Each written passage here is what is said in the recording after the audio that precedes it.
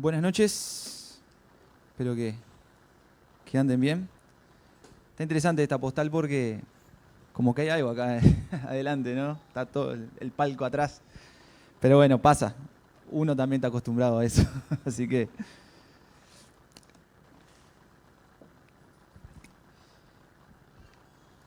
Saben que hay un compañero de trabajo, un ya veterano, no voy a decir la edad para que nadie se me ofenda, eh, siempre, cada día, no sé qué día se juega eso, pero él juega el 5 de oro. No sé si miércoles y domingo, algo así. Bien, bien Freddy. Este, y siempre me dice algo gracioso, me dice, vos que estás directo con el de arriba, decile que se acuerde de mí para el 5 de oro. Y ahí empezamos a hablar, Leona, vos te pensás que Dios se va a preocupar por algo tan trivial y algo tan nada que el 5 de oro.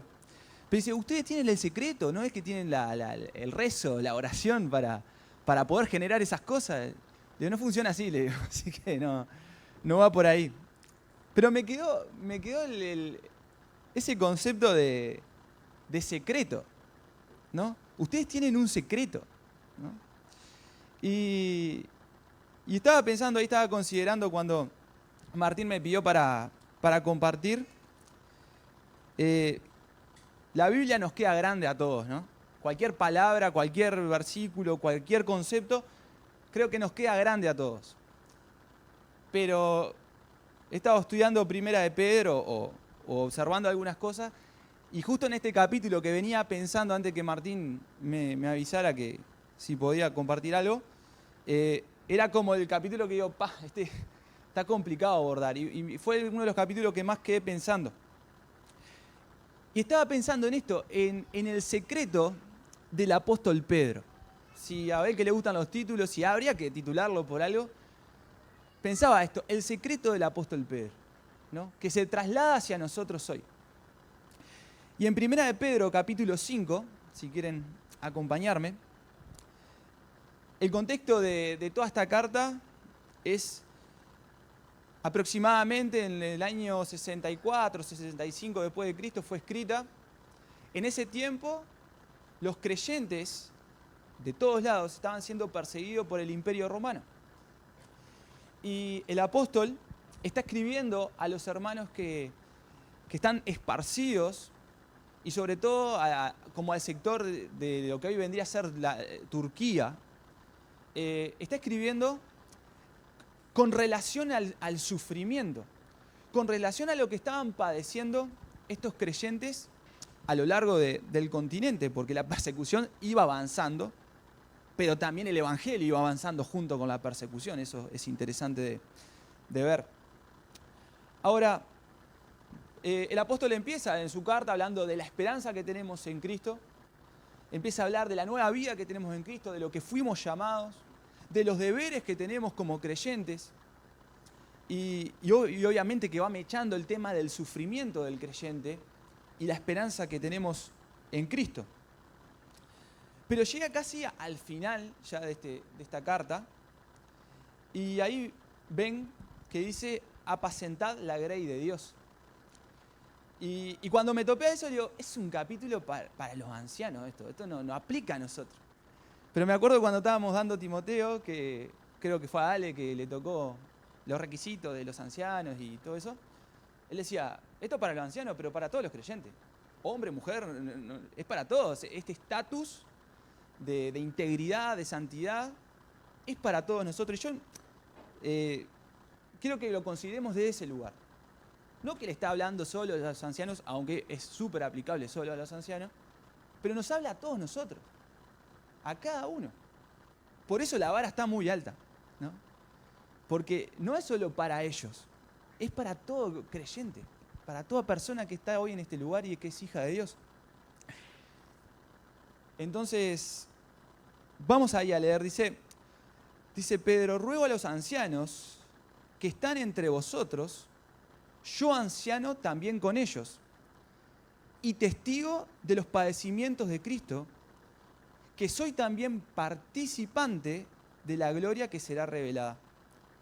Apacentad la grey de Dios, que está entre vosotros, cuidando de ella, no por fuerza, sino voluntariamente, no por ganancias deshonestas, sino con ánimo pronto. No como teniendo señorío sobre los que están a vuestro cuidado, sino siendo ejemplos de la grey.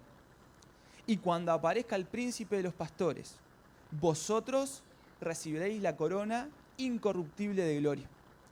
Igualmente, jóvenes, ested sujetos a los ancianos y a todos, sumisos unos a otros, revestidos de humildad, porque Dios resiste a los soberbios y da gracia a los humildes.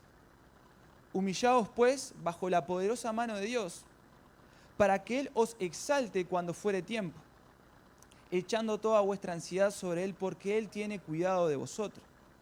Sed sobrios y velad, porque vuestro adversario el diablo, como león rugiente, anda alrededor buscando a quien devorar, el cual resistid firmes en la fe, sabiendo que los mismos padecimientos se van cumpliendo en vuestros hermanos en todo el mundo.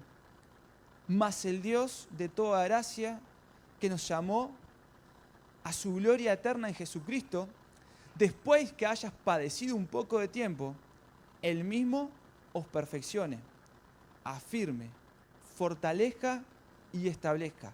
A Él sea la gloria y el imperio por los siglos de los siglos. Amén. Yo no sé si cuando uno lee estos pasajes no le cobra ánimo en su corazón, ¿no? Sobre todo los últimos versículos, ¿no? El que los llamó a su gloria eterna. Van a padecer un tiempo, pero los afirmará, los fortalecerá en el poder de Él. Ahora, había una frase de Martín Lutero que dice: Dios crea de la nada. Por lo tanto, mientras un hombre no se reduzca a nada, Dios no puede hacer nada con él. Parece un trabalenguas. Pero lo que está diciendo Lutero ahí es: aquel hombre que no entienda su condición delante de Dios, de que delante de Dios no es nada, y no esto es un tema de automenosprecio, de que soy perdón la expresión, una porquería en este mundo. No, está hablando en relación a Dios. Cuando el hombre no entienda que delante de Dios tiene que ser humilde, y delante de los demás también, Dios muy difícilmente puede obrar en esa vida de esa persona. Entonces, vamos a llegar a la conclusión después, pero para mí el secreto del apóstol Pedro durante toda su vida fue su humildad. Y ya podemos verla en el primer versículo, cuando él dice: ruego a los ancianos que están entre vosotros, yo anciano, también con ellos. Pero nos damos cuenta quién es este Pedro. Este Pedro fue el que mismo Señor le dijo: hoy te doy las llaves del reino. Este es el mismo Pedro que en la primera predicación se convirtieron miles de personas. Este mismo Pedro que ha hecho milagros. Este mismo Pedro que es uno de los fundamentales de la iglesia primitiva. Y cuando les tiene que escribir a los ancianos de toda esa región, de toda Turquía, para decirlo de alguna manera al presente, él les está diciendo: hermanos, sí soy apóstol, pero soy colaborador, soy compañero de trabajo junto a ustedes en este trabajo de apacentar la grey. Y yo ya veo este primer concepto del apóstol Pedro. Él era un hombre humilde, aunque tenía todas las credenciales cristianas, por así decirlo, para poder autoexaltarse. Él no usaba esas credenciales para refregarla de toda la gente, todo lo contrario. Él quería decirle: no es que yo me baje a ustedes, yo los pongo en el mismo lugar que estoy yo. Él estaba al mismo lugar que ellos. ¿Y cómo difiere hoy este pensamiento del apóstol Pedro a lo que es la iglesia en el siglo XXI en muchos lugares que seguramente conocemos? En el cual el pastor parece un intocable. El pastor parece alguien inalcanzable. Yo me acuerdo, y esto es una anécdota tonta que en el momento me enojó mucho, en la iglesia que participaba antes, que no era acá, me acuerdo que estaban comiendo todo, había todo mesa, ¿no? Como hacemos nosotros, asados, todo. Entonces, claro, estaba el séquito de los pastores en una mesa, ¿no? Y después estaban las ovejas. Entonces, claro, no, yo me acerco a esa mesa que había un familiar mío, quería hablar con ese familiar, y me dice, un hombre ahí con un traje, con una voz potente, me dice, vos no podés estar en esta mesa, tu mesa es allá, dice. Digo, yo no vengo a hablar con pastores, yo vengo a hablar con mi abuelo, le digo. Y parece una tontería, que en realidad traigo un ejemplo tonto para no hurgar en cosas mucho más profundas, pero hoy la iglesia, no la que gracias a Dios tenemos hoy y que debemos de cuidar eso, hoy se ha convertido como esas personas inalcanzables para nosotros. ¿Y qué diferencia hay con Pedro y con esta realidad de hoy? Pedro dice, yo estoy con ustedes, hermano. Estamos codo a codo, mano a mano, en la obra que es del Señor. Y esto nos debe enseñar que a pesar que tengamos dones, tengamos talento, tengamos habilidades que hayamos adquirido en nuestra vida, que tengamos recursos, eso no nos hace mucho más importantes en el reino de Dios. Sí tenemos áreas diferentes de trabajo y diferentes responsabilidades y diferente exposición, por así de alguna manera, pero eso no me hace mejor a nadie, sino que somos diferentes y es un cuerpo que el Señor va administrando a su voluntad. Pero si empezamos a hurgar un poco en la vida de Pedro ya en el ministerio, vemos algunas cosas muy interesantes. No vamos a buscarlo, pero voy a citarlos. En Hechos 10, 25 y 26 habla de ese encuentro que tiene con Cornelio, ¿no? Y en un momento cuando está Pedro y Cornelio, ¿Cornelio qué dice? ¿Qué pasa? Se postra ante Pedro y Pedro dice, no, de ninguna manera. No me tienes que adorar, solo a Dios se adora. Qué humildad la de Pedro, ¿no? Se le podía ver, como decimos a veces, ¿no? Llenado de la cabecita de pajaritos, ¿no? Pero Pedro la tenía clara en eso, ¿no? La adoración, el reconocimiento excesivo, sea solamente a Dios. Y esto nos interpela en lo personal a cada uno de nosotros cuando hacemos cosas. Tanto a nivel ministerio, pero a nivel vida, a nivel trabajo, a nivel familia. Cuando hacemos la cosa, ¿qué queremos que vean? Creo que Mario estaba diciendo recién, ¿no? Que la Biblia, que la gente vea, sea nuestra vida, pero que ellos estén glorificando quien a Dios, no a nosotros. Pero muchas veces nos queremos quedar con ese crédito. Nos queremos quedar con eso, ese halago. Y nos hace mal, porque alimenta ese orgullo que, como recién leímos, nos separa de Dios y no nos acerca. Pero después continúa un poco más adelante en Gálatas 2, 11 y 14, cuando Pablo está hablando que tuvo una confrontación con el apóstol Pedro en Antioquía, y vemos cómo tiene Pedro la capacidad de aceptar una reprensión. Él era el fundador de la iglesia, por así decirlo. Él era uno de los cercanos a Jesús. Y viene este Pablo a decirle una represión a Pedro y Pedro la acepta. Quiera Dios que nosotros no seamos, que seamos como Pedro y no seamos como a veces somos nosotros mismos, ¿no? Que cuando alguien se nos acerca a hacer una reprensión, una observación, algo, que ya empecemos a... Mauri, ¿sabés lo que me dijo Frey? No, pero vos fijate. No, empezamos en esa, ¿no? Entramos en esa. Ahora, Pedro, con esa humildad que lo estaba caracterizando, que iba en un proceso, porque ahora al final lo vamos a ver, Pedro acepta esta reprensión. Hermano, yo te pregunto, cuando viene alguien a observarte algo a tu vida, ¿cómo te lo tomás? Dice, bueno, depende de quién. Sí, es verdad, depende de quién.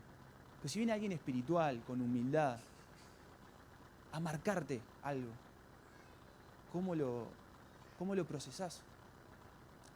Ahora vemos que Pedro lo procesa bien porque en 2 de Pedro 3, 15 y 16, Pedro habla del apóstol Pablo. Y él habla de los escritos de Pablo y en un momento dice, a nuestro amado Pablo. O sea, no dejó lugar, capaz que tuvo que hacer un proceso en un momento, pero no dejó lugar ni a la división por esa reprensión. Qué hermoso que sea eso en nuestra vida, ¿no?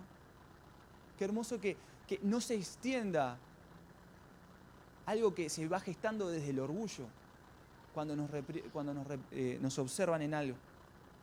Entonces podemos, en esta expresión de que Pedro se pone a la par de esos ancianos, de esos colaboradores, podemos pensar estas tres cosas. Pedro reconoce su humildad y no toma el lugar que le corresponde a Dios. Pedro acepta la corrección y no busca peros ni justificaciones, sino que dice, sí, soy responsable.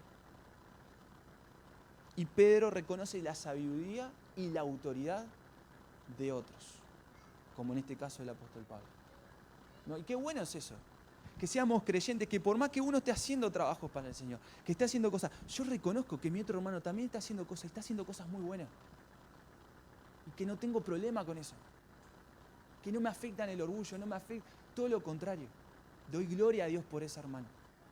Es lo que hizo el apóstol Pedro y que nos habla de esa humildad que lo caracterizaba.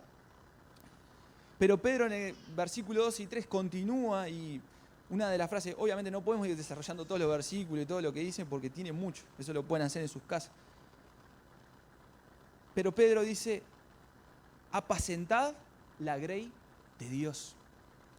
Y yo me imagino al apóstol Pedro escribiéndole a estos hermanos, y es una imaginación, no digo que haya sido así, pero tiene tanta relación con esa restauración que Jesús hace a Pedro después de la resurrección.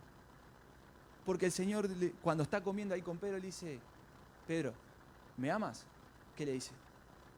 Apacentá mis ovejas. Y este Pedro ahora le está escribiendo a estos hermanos que dice, apacienten la grey de Dios. No solamente dice eso, sino que dice también, cuiden de ella. No solo apacienten, sino que cuiden. El cuidar significa alimentar, significa nutrir y significa proteger. En el original es un poco la palabra que se usa cuando estás sobrevivedor. Es el original, significa eso, alguien que está sobreviviendo, que está mirando por encima. Ahora, yo lo que pienso en estas dos frases de este versículo es la palabra que hemos recibido hoy del Señor. Algún día, en alguna ocasión, en algún momento, se la vas a tener que dar a otros, como lo hizo el apóstol. Él recibió esa palabra y la ejecutó y hizo como tenía que hacer. Pero va a haber un momento en tu vida en que, como quien dice, casi Pedro está pasando la antorcha. Y podemos pensar, qué tremendo, ¿no? Qué orgullo, porque decís, tengo que pasar esto y no sé si confío en alguien. Pero bueno, hay un momento en que uno tiene que pasar la antorcha. Como dijo Pedro, yo recibí esto del Señor y en este momento se lo estoy trasladando a ustedes. Pero para trasladárselo a ellos, Él tuvo que vivir en base a ese mandato que Dios le hizo de una manera impecable. Entonces yo te pregunto hoy, o nos preguntamos hoy, ¿cómo estamos viviendo aquello que Dios nos ha llamado a hacer? ¿De qué manera lo estamos haciendo? Entonces, ojalá que cuando nos toque pasar algo que hemos hecho, que tenemos que instruir a alguien, que nosotros podamos ser ejemplo, como fue el apóstol Pedro. Es interesante porque siempre le estamos como machacando a Pedro, ¿no? Cuando agradecemos el Evangelio le damos, pero cuando nos encontramos ante esta carta, vemos una madurez de Pedro que ojalá pudiéramos tener, no al final de nuestros días, pero poder tenerla día a día. Y yo pensaba en este cuidado, en esto de nutrir, pensaba en la responsabilidad que es y el peligro que puede llegar a ser. Porque el cuidar es lo que nos manda el Señor, porque no solo a los pastores, cada uno tenemos que cuidar la iglesia de Dios. Pero también hay peligros en el momento de cuidar. Entonces, otras organizaciones buscan la manipulación, buscan un poco el engaño y todo. Como no podemos ver por amor al tiempo, ahí Pedro empieza a destacar una cantidad de cosas de lo que no se debe hacer.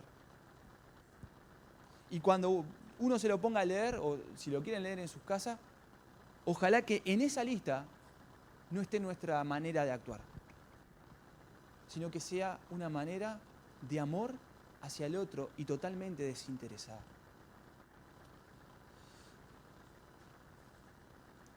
Y después en el versículo 4 dice, y cuando aparezca el príncipe de los pastores, vosotros recibiréis la corona incorruptible de gloria. Esta labor tiene una recompensa. Este trabajo, dice Pedro, que ustedes están haciendo y que lo están haciendo de una manera correcta, fiel, tiene una recompensa. Es una recompensa incorruptible, como dice Pablo en Corintios. Si empezamos a indagar lo que son las coronas, hay bastantes tipos de coronas para diferentes cosas. La corona de justicia, la corona de vida, la corona incorruptible y algunas más. Pero yo quería pensar en esta idea de la corona, de la recompensa, es que el principio y el fin del trabajo del creyente es para Dios y con Dios. Saco un poco el concepto de decir, estamos sirviendo a los hermanos. Sí, es verdad. Pero en primer lugar, mi trabajo, mi servicio, lo que hago, es entender que es por Dios y para Dios. Es Él el que ha producido el hacer, pero también el querer. Entonces, mi trabajo, primero no es para el hermano, es para Dios y delante de Dios es expuesto. Puedo maquillarla delante de los hermanos, pero Dios lo ve todo. Dios va a ser el que recompensa y Dios es el que también va a juzgar esa tarea. Ahora yo pensaba esto, ¿no? Digo, la vida del creyente en ocasiones puede ser muy ingrata. Y cuando pensamos en esta idea del reconocimiento, de la recompensa, uno puede decir, ¿sabes todo lo que yo le dediqué a este ministerio? ¿Sabes todo lo que le dediqué a esta persona? Y no tuve una muestra de gratitud de esa persona o de la gente de la iglesia. Y te va a pasar, y nos va a pasar. Pero cuando vos tenés focalizado que esto no es por la gratitud, ni el reconocimiento, ni la recompensa de las personas, sino que aquel es el que me da la recompensa, que es el mismo Señor, mi corazón toma valentía, toma consuelo y puedo continuar. Entonces, esto me habla de humildad también. Porque es decir, yo no quiero ese halago que mi ego quiere. Yo quiero el reconocimiento del Señor en su momento. Es, ¿cómo vas a querer reconocimiento o recompensa o corona mientras estás corriendo? Si estás corriendo, estás sufriendo. Y vamos a ponerlo en esta analogía de aquel atleta que corre. Mientras estás corriendo no hay reconocimiento. Te están mirando a ver cómo estás haciendo las cosas. A ver si llegas o no llegas, si llegas primero. El reconocimiento está al final. La recompensa está al final. Entonces, si vos estás corriendo para que te recompensen en ese momento que estás corriendo, no es por ahí. Sí que los hermanos te pueden tener como alguien de ejemplo, eso sí, seguro, pero no es el motivo. Mi motivo es que el Señor ha dado todo por mí, que ha pagado el precio por mí, y por eso yo corro, como dice Pablo, de tal manera de obtener el premio, el final. Y no hablamos de salvación, hablamos de esa recompensa. Entonces, ¿para qué estás corriendo? ¿Para qué estás haciendo las cosas? ¿Para el reconocimiento? ¿Para el halago? ¿Para la exposición? Y esto se aplica en todo ámbito de vida, no solamente en lo que es la iglesia, en el trabajo. ¿Querés que solamente te vean para demostrar que sos bueno? ¿O lo estás haciendo, como dice la palabra de Dios, para el Señor? Y esto trabaja sobre el corazón de las personas, no sobre las cosas exteriores. Tengo que meter pata. Ahora el versículo 5 dice, ya se desprende un poco Pedro de lo que le quiere trasladar a los ancianos y dice, igualmente, jóvenes, estad sujetos a los ancianos y todos sumisos unos a otros, revestidos de humildad, porque Dios resiste a los soberbios y da gracia a los humildes. Qué palabra para los jóvenes, ¿no? Y yo ahí me incluyo. Estar sujeto. ¿Qué significa? Estar debajo. ¿Pero cuándo estar debajo? Cuando el liderazgo está conforme a la palabra de Dios. Y creo que en eso disfrutamos. En eso descansamos. En que Dios nos ha dado la oportunidad de congregarnos en un lugar donde entendemos que la palabra de Dios es la fuente de autoridad. Y donde vos salgas de ahí, ya está. No hay autoridad que valga. No hay por qué es el pastor. No. Pero nosotros jóvenes, y me incluyo, aunque tengo ya no tan joven, lo que nos habla la palabra de Dios es que si tenemos liderazgo espiritual, sujetémonos a ello. Hagamos obediencia a esas palabras. Porque ¿sabes qué pasa? Que, y esto por experiencia, cuando no te sujetás, no pierde el anciano. No pierde el líder, no pierde Dios. Perdés vos. Tu corazón se amarga. Tu corazón se constrita.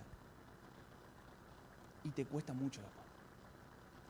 Te cuesta tu vida espiritual, te cuesta tu familia y puede llegar a costar tu espiritualidad. Entonces la palabra de Dios lo que nos dice, sabiamente dice, ancianos que estén bajo la autoridad de la palabra de Dios, jóvenes, sujétense. Pero no solo a los ancianos, a todos dice. Todos debemos sujetarnos unos a otros. ¿Y qué es esto? Amar. Amarnos unos a otros como Cristo amó. No buscando el beneficio propio, sino buscando el bien del otro. Y en esto tenemos que trabajar. Dice, y da gracia a los humildes. La voluntad de realizar los servicios más bajos y pequeños por amor a Jesús. La humildad es estar consciente de que no podemos hacer nada apartados de Dios. La humildad es muchas veces ser ignorado por los hombres. Que no nos tengan en cuenta. ¿Se acuerdan el ejemplo de David? Cuando Isaí va a... Perdón, Elí, se me fue ahora. Samuel, perdón. Cuando Samuel va a lo de su padre, al padre de David, y le dice, bueno, presentame a tus hijos, tenemos que ungir al rey. Y a David nadie lo tenía presente. Aún en el menosprecio, David fue humilde y hizo la tarea que tenía que hacer. Entonces la humildad trasciende sobre si los hombres nos tienen en cuenta o no.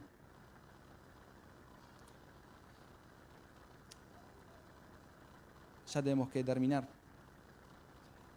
Pero dice, revestidos de humildad. Este concepto de revestirse de humildad se traduce a una palabra rara que se refiere a un esclavo poniéndose un mandil para servir.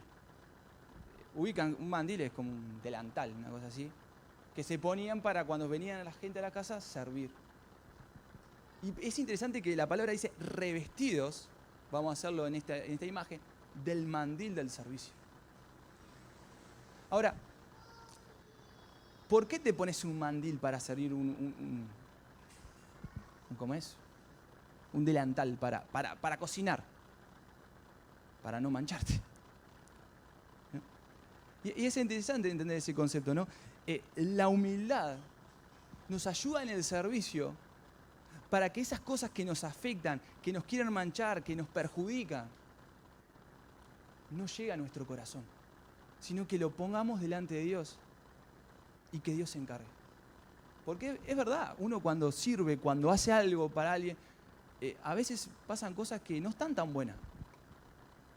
Pero cuando vos estás revestido de ese mandil de la humildad, tenés la capacidad de decir, Señor, esto que me duele, esto que me afecta, esto que si no tuviera este mandil me destruiría, lo pongo delante de vos. Descanso delante de vos. Entonces, la palabra de Dios dice, revístanse de esto. Y me hace acordar a las palabras de Jesús, el Hijo del Hombre no vino a ser servido, sino a servir. Como que Jesús dice, yo tengo este mandil 24/7 en mi vida. Y creo que esa es la actitud. Jesús, desde que nació hasta que resucitó, Él siempre estaba en servicio de los demás.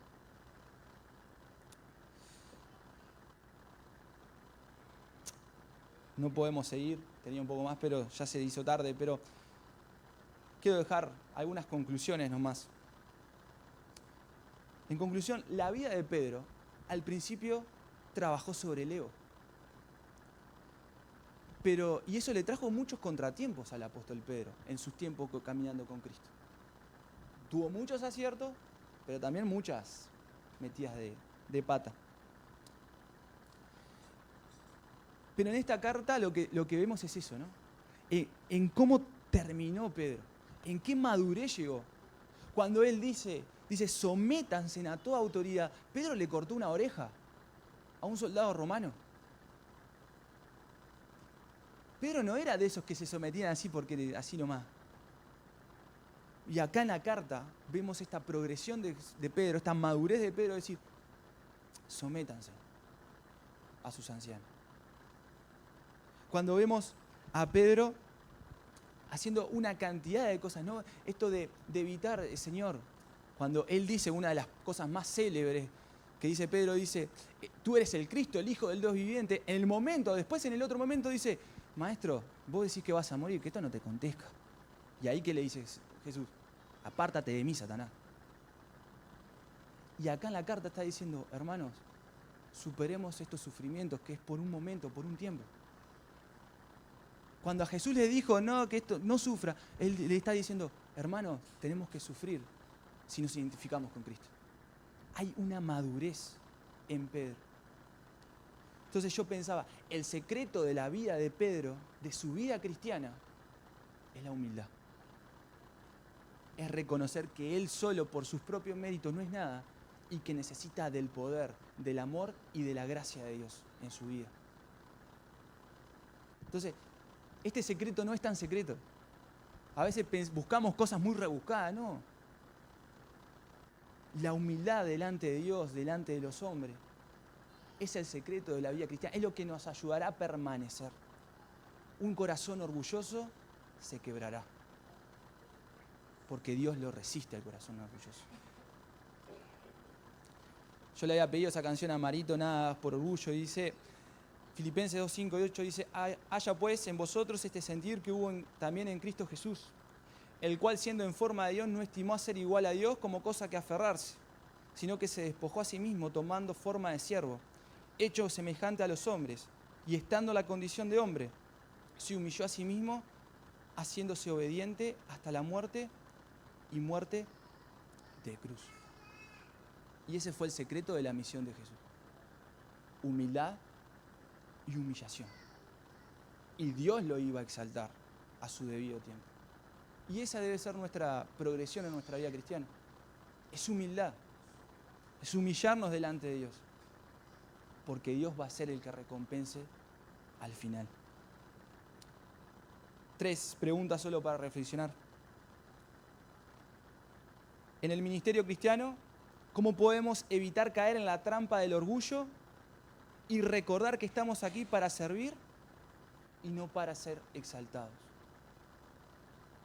La segunda, ¿cuáles son esas actitudes y situaciones que nos llevan a quitarnos el mandil de la humildad y olvidarnos del llamado a servir con amor a otros?